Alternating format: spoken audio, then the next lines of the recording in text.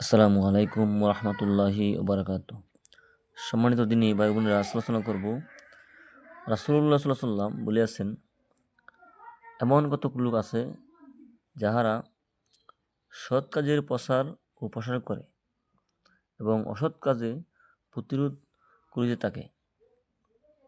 আর এমন কতক লোক আছে যাহারা অসৎ কাজের প্রচার এবং প্রসার করে, নাউজুবিল্লাহ, এবং সৎ কাজে বাধা প্রদান করে, প্রতিরোধ করে, নাউজুবিল্লাহ।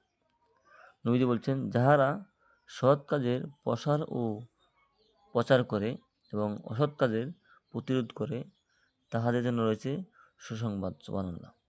যারা সৎ কাজের প্রচার করে এবং প্রসার করে, প্রচার হলো মানুষকে দাওয়াত দেয়া, প্রসার হলো এটা যাতে স্থায়িত্ব লাভ করে, মানুষের মধ্যে সবসময় আলোচনা করে, সবসময় নিয়ে চিন্তা ভাবনা করে।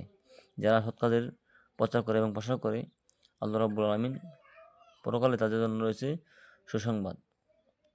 এবং নবীজি এও বলেছেন, আর যাহারা অসৎ কাজের প্রচার ও প্রসার করে এবং সৎ কার্য প্রতিরোধ করে, তাহাদের জন্য রয়েছে ধ্বংস, নাউজুবিল্লাহ। আর যাহারা সৎ কাজে বাধা প্রদান করে এবং অসৎ কাজ প্রচার করে বেড়ায়, তাদের জন্য রয়েছে ধ্বংস। এবং যাহারা সৎ কাজে বাধা প্রদান করে এবং অসৎ কাজ প্রচার করে বেড়ায়, তাদের জন্য রয়েছে ধ্বংস এবং ক্ষতি। তো প্রিয় দর্শক, আমরা প্রত্যেকেই সৎ কাজের প্রচার করব, প্রসার করব, মানুষকে দাওয়াত দেব। যারা অসৎ কাজ করে তাদেরকে অবশ্যই দিনের পথে বুঝাইব। আল্লাহ রাব্বুল আলামিন আমাদের সবাইকে সৎ কাজের প্রচার এবং প্রসার করার তৌফিক দান করুক, আমিন। এবং অসৎ কাজ থেকে দূরে থাকার তৌফিক দান করুক, আমিন। আসসালামু আলাইকুম ওয়া রাহমাতুল্লাহি ওয়া বারাকাতুহু।